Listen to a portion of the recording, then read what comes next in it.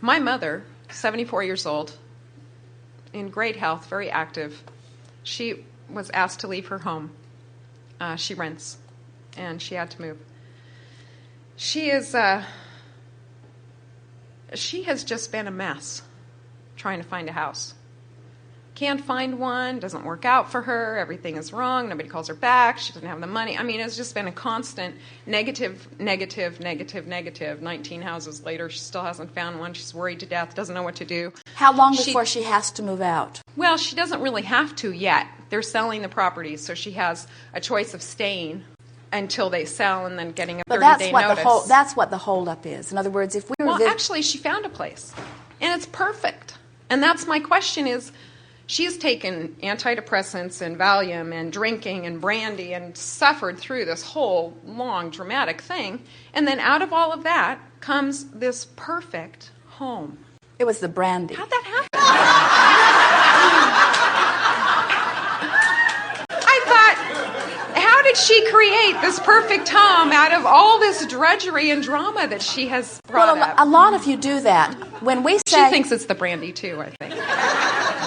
When we say step 1 is the asking, and step 3 is the letting it in. So she struggled much longer than she needed to, and she suffered through the whole process of it. But you have to remember, when you ask, it is always given. And so the house has been on the way through the whole time. And the reason that we ask how long is because sometimes her resentment about them selling the house out from under her was a very strong factor in her vibration. In other words, the feeling that she'd made it her home for such a long time, she'd been such a good tenant, she was always good about paying her rent, she took such good care of the place. In other words, all of those... You know my mother.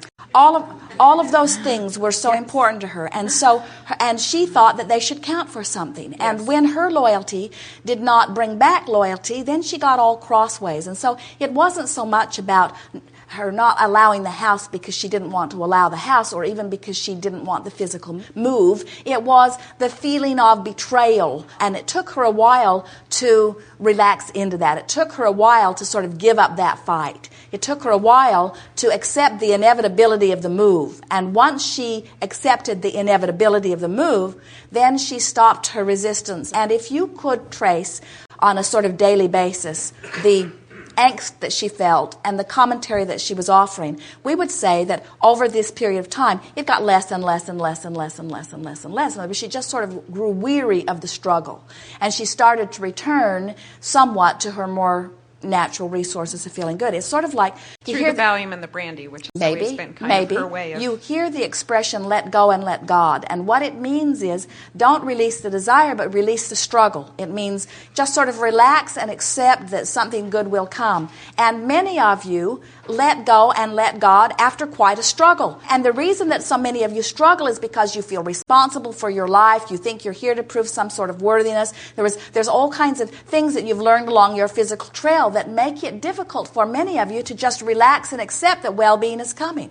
Most people would think you were a crazy person. Put the shoes on the other foot. Let's pretend that your mother is a younger woman who has a child who wants to be a musician.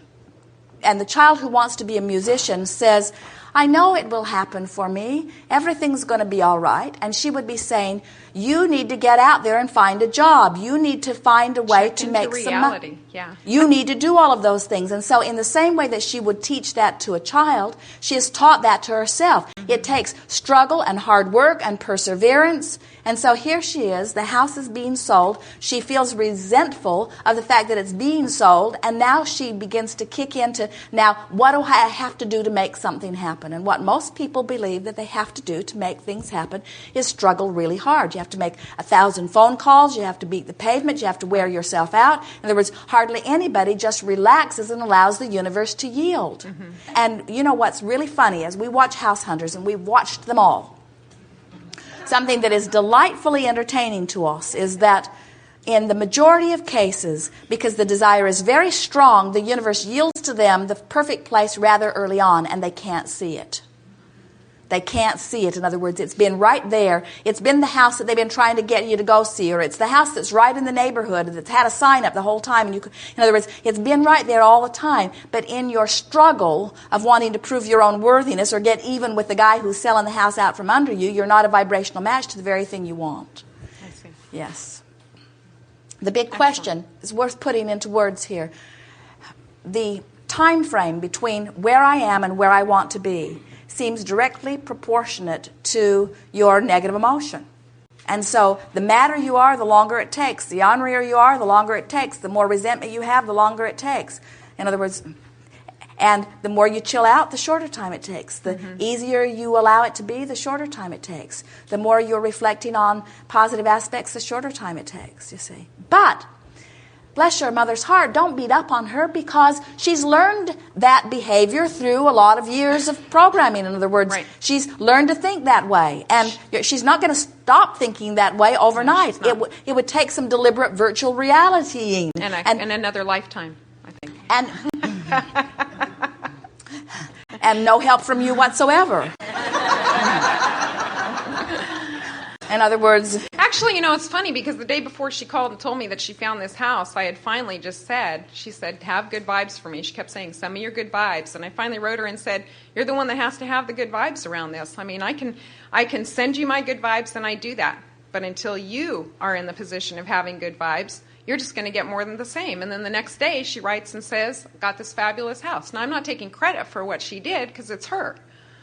But I have been supportive. I mean, I make these jokes about how I think it will be another lifetime, and, maybe it will, maybe it won't. That's up to her. But I just found it interesting that she had had such negative emotion, and then, boom, this thing just manifested itself. I thought, how's that work? Sometimes you get so negative that you find it funny. Sometimes you struggle so hard for so long that you just say, I give up. It's like you reach this point of reason that you just say, this isn't working, and there is a sort of just withdrawal from the subject for a little while. And the universe will yield to you through any little crack of least resistance. In other words, Esther said the other day, it's like the energy of well-being is like the blob. Esther saw it when she was a child, the blob. She remembers it coming through the holes in the movie theater.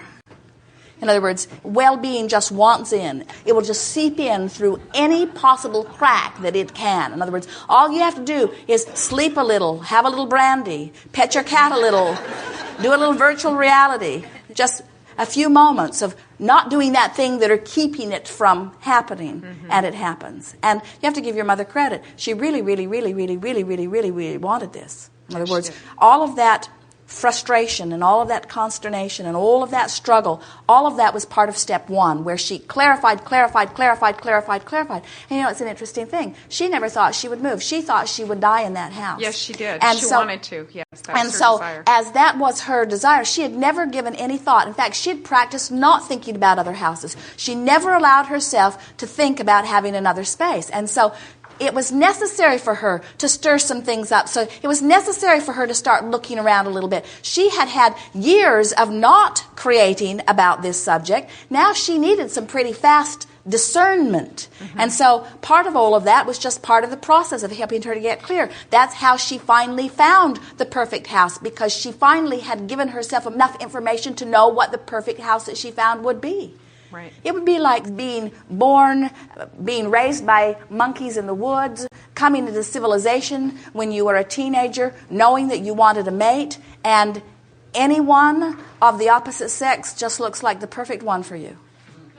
In other words, never mind how tall they are, never mind how much money they have, never mind what their personality is. In other words, any old one will do. There's no discernment whatsoever. Where you take some sweet young thing that's been raised in your society, she can get pretty picky about what she wants.